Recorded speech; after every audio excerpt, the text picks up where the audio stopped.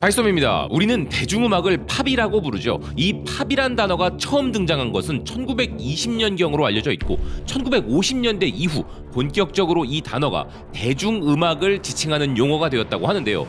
그래서 그 앞에 한국을 상징하는 K가 붙은 K-팝은 한국의 대중음악이라는 뜻입니다. 지금은 성실히 군복무를 수행 중인 BTS의 멤버 RM이 언젠가 외신과의 인터뷰에서 이런 멋진 표현을 이야기한 적이 있었는데요. K라는 의미는 우리 조상들이 싸워 쟁취하려고 노력했던 품질 보증 마크와 같은 것이라면서 K는 프리미엄 라벨이라고 말입니다. 그런데 여러분, 현재 전 세계를 휩쓸고 있는 K-팝의 영역은 어디까지이고 어떤 노래를 K-팝이라 인정할 수 있는지 정확한 기준을 가지고 계십니까?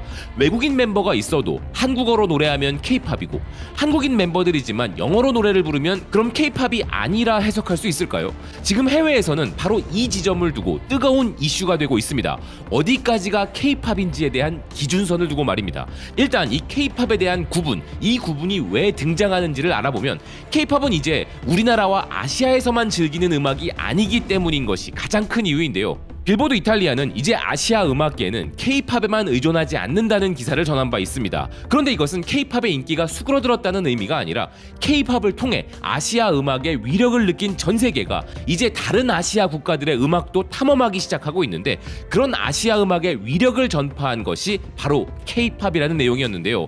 얼마 전 과거에는 일부 아시아 국가들만 즐기는 한국의 대중음악이라 여겨지던 K-팝이었지만 이제 유럽의 K-팝 팬들이 아시아 국가들의 K-팝 사랑을 추월하게 될지도 모른다는 전망이 나올 정도인 것이 현재 상황입니다. 프랑스 매체 라데페시는 음악, 영화, 드라마 등 한국에서 불어오는 문화 물결이 세계 곳곳을 강타했고 특히 유럽인들의 관심을 끌었다면서 중국에만 8,430만 명의 한류 팬들이 존재하고 태국과 베트남 등 동남아시아의 한류 팬들은 1,680만 명으로 추산된다는 것인데요. 그런데 이러한 수치를 점점 유럽의 팬들이 추격을 하고 있다는 것입니다. 현재 유럽 대륙의 한류 팬들은 1,320만 명으로 1년 새 37%나 증가하는 폭발적 증가세를 보이고 있다는 것인데요. 포브스 선정 미국 학생들이 유학 가기 좋은 국가 탑10에도 한국이 포함되어 있는데 그 이유 중에 한류가 있으며 K-팝 음악이 Z세대들에게 한국 유학에 대한 큰 관심을 불러일으키고 있다고 할 정도입니다.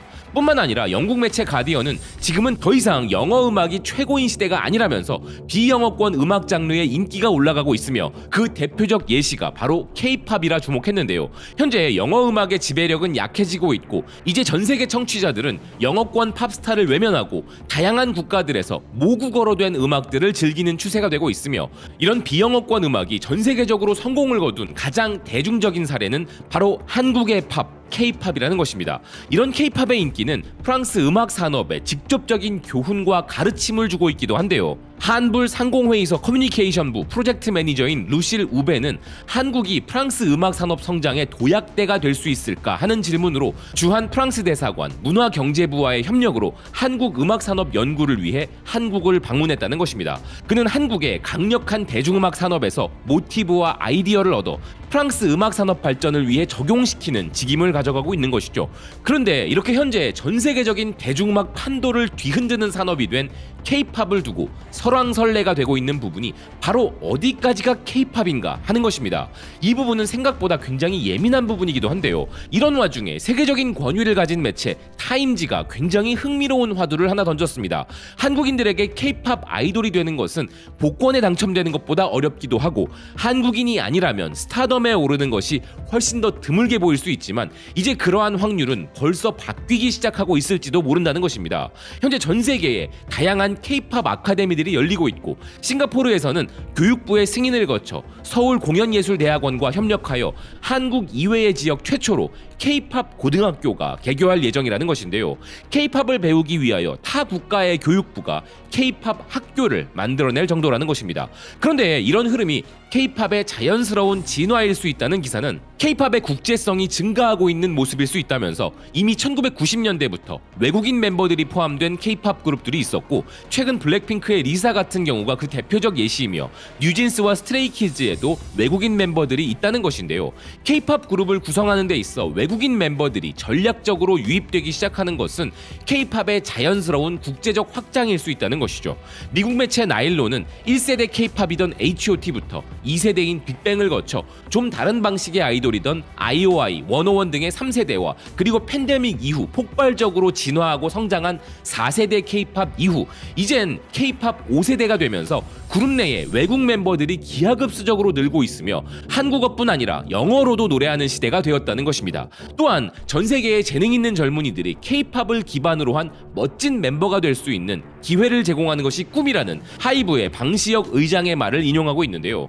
K-팝 그룹의 멤버들의 국적이 다양화되는 것은 이미 지나간 이야기가 되었고 한국어로 노래하지 않아도 K-팝으로 정의되는 현재 상황에 대해 이런 것은 자연스러운 흐름이라는 매체들의 반응이 나오고 있는 것이죠. 그럼 한국어도 아니고 한국인도 아니고 해외에서 K-팝 형태를 따라하는 것은 K-팝일까요? 아닐까요?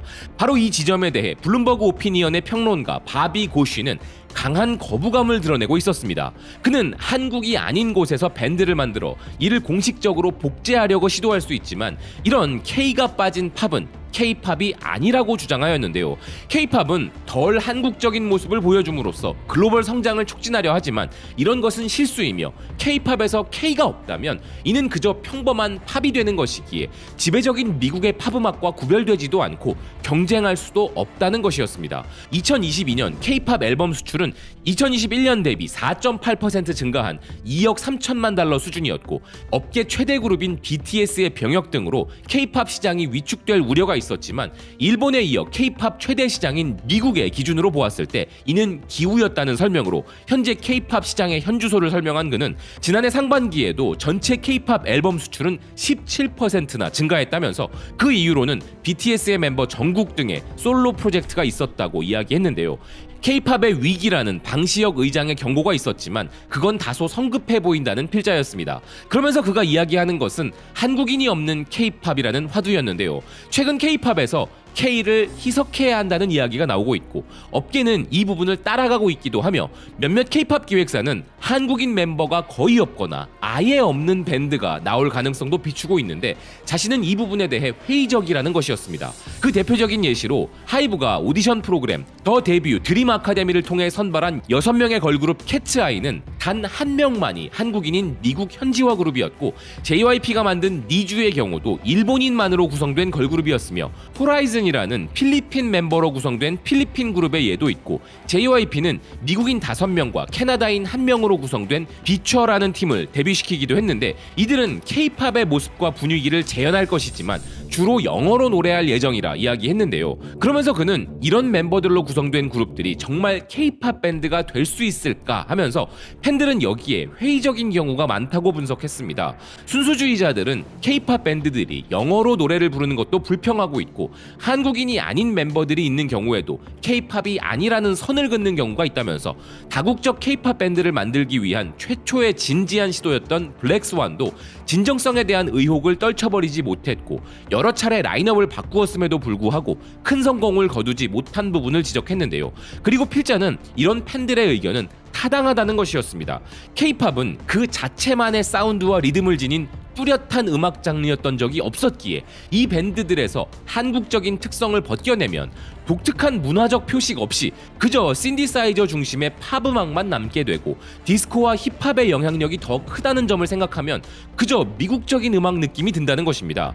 이런 것이 바로 미국 대중음악의 강점이기도 하다는 필자는 디스코, 락, 랩, 힙합 등은 어떤 언어로든 재현될 수 있기에 K-팝은 팝음악의 파생 장르라면서 현재 K-팝 업계가 시도하는 것은 기껏해야 파생 장르의 또 다른 파생일 뿐이며 한국성이 결여된 이 가수들은 성공률이 극히 낮은 미국 팝씬에서 경쟁을 해야 한다고 이야기했는데요. 이런 사실로 인해 모든 새로운 밴드들이 실패할 운명이라는 것은 아니지만 미국 소울 음악의 전 세계적 유행을 이끈 모타운 레이블의 위대한 기획자 베리 골디의 사례를 인식할 필요가 있다는 것입니다. 그것은 바로 1960년대와 70년대 초에 비흑인이자 백인으로 구성된 레어 어스와 같은 밴드로 어느 정도 흥행을 거둔 사례였는데 그런 밴드들도 결국 진정한 모타운 음악을 한다고 속일 수는 없었기 때문에 그런 모타운 음악과 창시자를 깊이 존경한다고 말하는 K-팝 기획자들은 이 교훈에 귀를 기울여야 한다는 것입니다. 1960년대 10년간 빌보드 핫백 차트에서 무려 79장의 탑10 앨범을 제작하여 이루 헤아릴 수 없는 위대한 아티스트들을 배출하고 현재까지도 미국 대중음악, 아니 세계 대중음악에 큰 영향을 끼친 모타운 사운드 레이블은 우리가 지금 듣고 즐기는 수많은 흑인 음악 장르의 뿌리인데요. 그런 그들도 백인 밴드를 구성하여 성공을 거둔 사례는 극소수라는 필자는 그들 중 대부분이 인정도 받지 못했던 사례를 들면서 한국인 없는 국제화된 그룹을 이름만 K-팝 그룹이라고 해봤자 대중들에게 인정받지 못할 것이라 평가했는데요. 그렇다고 이 평가를 인종적인 부분으로 보거나 수익이 목적인 민영 기획사들의 비즈니스 모델에 대한 비난이라 볼 수는 없을 것 같습니다. 그저 한국어로 노래하지 않고 한국인 멤버들이 없는 K-팝의 형태만 갖춘 K-팝 그룹들이 전 세계의 치열한 팝씬에서 얼마나 경쟁력이 있겠는가 하는 것이 바비 고쉬의 주장인 것이죠. 미국식 팝을 한국인들이 한국어로 부르며 한국적 특색을 가미한 것이 성공의 이유였는데 이를 희석하는 현재 K-팝 기획사들의 전략이 되려 K-팝의 가치를 훼손하는 것이라 우려한 필자인데요. 사실 기획자들의 관점에서는, 특히나 상장 기획사들의 관점에서는 철저한 이윤 추구와 더 많은 시장 확보라는 상업적 기준이 가장 중요할 것이기 때문에 이런 시장 확대를 노리는 것은 타당하다고 봐야 할 것입니다. 현지화된 K-팝 그룹들이 나오는 이유도 바로 이런 것이죠. 그렇지만 그들이 K-팝 그룹으로 불려야 하는 게 맞는가 하는 부분에 대해서는 바비 고쉬의 주장에 수긍이 가는데요. 그저 K-팝 기획사의 시스템대로 양성되고 그들이 현지화시킨 그룹이라는 이유로 한국인도 아닌 밴드, 한국어도 아닌 팝음악이 K-팝이라는 것은 좀 이상할 수 있는 것이죠. 아울러 오리지널 K-팝 그룹들의 희소성과 경쟁력에 큰 도움도 안 될 것이며 경쟁을 이겨내기 힘들 수 있다는 것인데요. 전 세계에서 정말 잘 팔리는 우리나라 라면, 현지 공장을 만들어 현지에서 생산한다고 해서 우리나라 라면이 아니진 않습니다.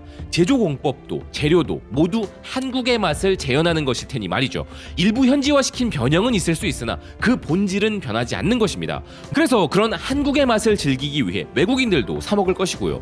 그런데 한국의 제조 공법을 사용했지만 재료들이 모두 외국의 향신료와 조미료이고 면조차도 다른 면이라면 그것도 여전히 한국 라면이라고 부를 수 있을지는 잘 모르겠다는 것이죠.